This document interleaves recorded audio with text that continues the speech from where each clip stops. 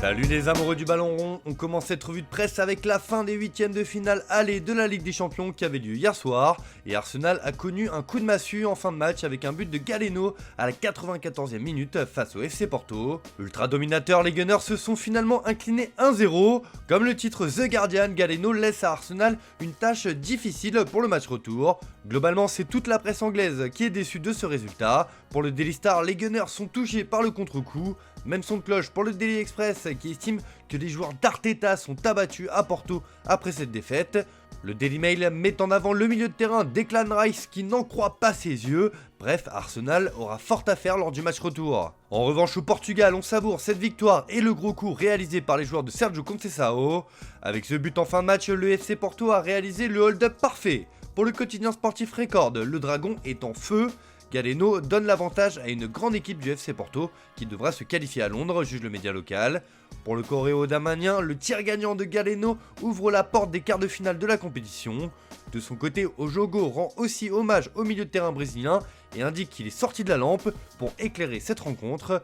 Une leçon tactique, une soirée parfaite, un but de génie placarde le quotidien. Bref, Porto a pris une belle option pour la suite. Dans le deuxième match de la soirée, le FC Barcelone est allé faire match nul contre le Napoli 1-1. Un résultat décevant pour les Blaugrana qui auraient certainement mérité mieux. Mais pour le journal Sport, l'essentiel est ailleurs, c'est un pas en avant. Lewandowski a donné l'avantage au Barça, mais Osimhen a égalisé sur la seule frappe cadrée du Napoli. La décision se fera à Montjuic le 12 mars prochain. Xavi admet que l'équipe a manqué de combativité à 0-1. Il nous a manqué ce moment pour calmer le jeu, mais c'est la Ligue des Champions, a jugé le coach catalan. Mundo Deportivo estime qu'on n'en a pas vraiment eu pour notre argent hier. Le match a été assez pauvre, mais aurait mérité mieux. Le Barça a signé un match nul qui aurait mérité d'être gagné en raison de ses occasions et de sa domination. Pour Marca, le Barça manque de couleur, il était bien supérieur, il aurait dû gagner le match, mais c'est à Montjuic que cela se décidera. Lewandowski a inscrit son 5e but en 4 matchs. Mais les Sportius résument peut-être le mieux le sentiment qui règne ce matin en placardant que ce Barça est frustré. Le club Blaugrana conserve tout de même toutes les cartes en main pour son avenir dans cette compétition. Et ce match nul du Napoli arraché dans le dernier quart d'heure fait le bonheur de la presse italienne, car le club du Vésuve ne vit pas des derniers jours très sereins. En effet, Walter Mazzarri a été viré lundi et c'est Francesco Calzona qui a été nommé moins de 48 heures avant ce choc de Coupe d'Europe. Mais les partenopéis peuvent toujours compter sur leur star, leur joueur phare, Victor Osimhen. Comme le placard de la Gazzetta dello Sport ce matin, Osimhen donne de l'espoir, Naples tient tête au Barça. Osimhen revient pour la Ligue des Champions et répond immédiatement à Lewandowski. Pour Calzona, il y a le bon état d'esprit. Il Corriere dello Sport aussi accorde sa une sur ce petit miracle de ce match nul. Là aussi, c'est Victor Osimhen qui est mis en avant et qui permet au Napoli d'être là. Osimhen, un but et un baiser. Le club italien veut aller faire un coup en Espagne pour le match retour. Allez, on referme cette page Ligue des Champions et on file en Allemagne où des grandes décisions ont été prises hier. Tout d'abord, la Ligue allemande a jeté l'éponge pour poursuivre le processus de conclusion d'un partenariat de commercialisation avec des investisseurs étrangers. Bild placarde que le football tremble, pas d'investisseurs en Bundesliga comme l'a annoncé le porte-parole et président du Borussia Dortmund Hans-Joachim Watzke dans un communiqué. L'autre grosse information de la journée, c'est la fin de l'aventure de Thomas Tuchel au Bayern Munich. L'ancien coach du PSG quittera ses fonctions en fin de saison. Le journal allemand reprend l'information sur sa une et annonce que Tuchel est dehors, le Bayern de Xabi Alonso.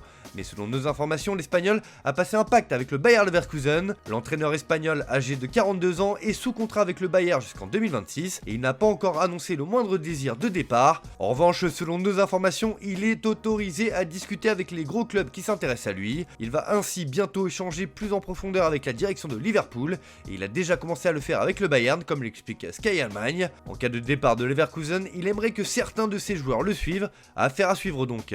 Mais ce départ de Thomas Tuchel du banc bavarois pourrait rebattre les cartes concernant l'avenir de certains cadres du club, dont Joshua Kimmich comme l'indique la Bundeszeitung de Munich, avec une possibilité de libération conditionnelle pour Kimmich. Ce changement de coach pourrait donc profiter à Kimmich ou à d'autres cadres pour se relancer, dont Matthijs de Ligt ou encore Leon Goretzka et Serge Gnabry. On rappelle que Kimmich est courtisé un peu partout en Europe et sous contrat jusqu'en 2025. Il voudra peut-être se lancer un nouveau défi dans sa carrière, affaire à suivre. On termine ce tour de la presse en Espagne avec comme souvent des nouvelles du dossier Kylian Mbappé. L'accord définitif entre l'attaquant français et le club madrilène ne devrait plus tarder maintenant. Mais comme l'indique AS sur sa une ce matin, l'image est la clé. La répartition favorable de ses droits à l'image pour Mbappé permet de le signer plus facilement sans casser la grille des salaires. le français conservera 80% et le club 20%. Habituellement au Real c'est 50-50, mais cette méthode permet au club merengue de ne pas exploser sa masse salariale et garder aussi un certain équilibre au sein de son vestiaire. Sauf que désormais la presse espagnole veut savoir comment ce Real va jouer avec le champion du monde dans ses rangs. Toujours selon AS, Ancelotti cherche une place pour Mbappé. Pour le quotidien, l'Italien disposera de 3 systèmes pour réussir à incorporer le français une fois sa signature actée. Le premier consiste à installer un traditionnel 4-3-3 avec un trio d'attaque composé de Vinicius, Mbappé et Rodrigo, plaçant ainsi Bellingham au milieu de terrain. Sauf que le média madrilène estime que les deux options suivantes pénaliseraient Rodrigo, que ce soit en 4-2-3-1 ou en 4-4-2, car les joueurs alignés ne varieraient pas, Valverde, Tchouaméni, Camavinga, Bellingham, Mbappé et Vinicius. Bref, Ancelotti cherche la meilleure solution mais pourrait bien mettre Rodrigo sur la touche pour faire de la place aux Galactiques qui devraient s'engager libre en juin prochain avec le club de la capitale espagnole. Réponse la saison prochaine. Enfin, info de dernière minute concernant le procès de Daniel Alves. Accusé d'avoir agressé sexuellement une jeune femme dans la discothèque Sutton de Barcelone le 30 décembre 2022, le Brésilien connaît désormais sa sentence. Le parquet a réclamé 9 ans de prison, 150 000 € d'indemnisation pour la victime et 10 ans de liberté surveillée pour un délit d'agression sexuelle. L'avocate de la plaignante a quant à elle demandé la peine maximale prévue pour ce type de cas, 12 ans de prison. Le verdict s'est avéré plus clément, 4 ans et 6 mois de prison ferme pour le Brésilien. En outre, Dani Alves doit indemniser la victime à hauteur de 150 000 €. Enfin, une ordonnance d'éloignement de 9 ans et 5 ans de liberté surveillée lui ont été imposées. Les deux parties peuvent également faire appel de la sentence. En annonçant la peine, le tribunal a expliqué que le consentement de la victime n'avait pas été retenu par la cour. Voilà, c'est tout pour ce matin. Bonne journée à tous, merci de votre fidélité. On se retrouve en fin d'après-midi pour le JT Foot Mercato.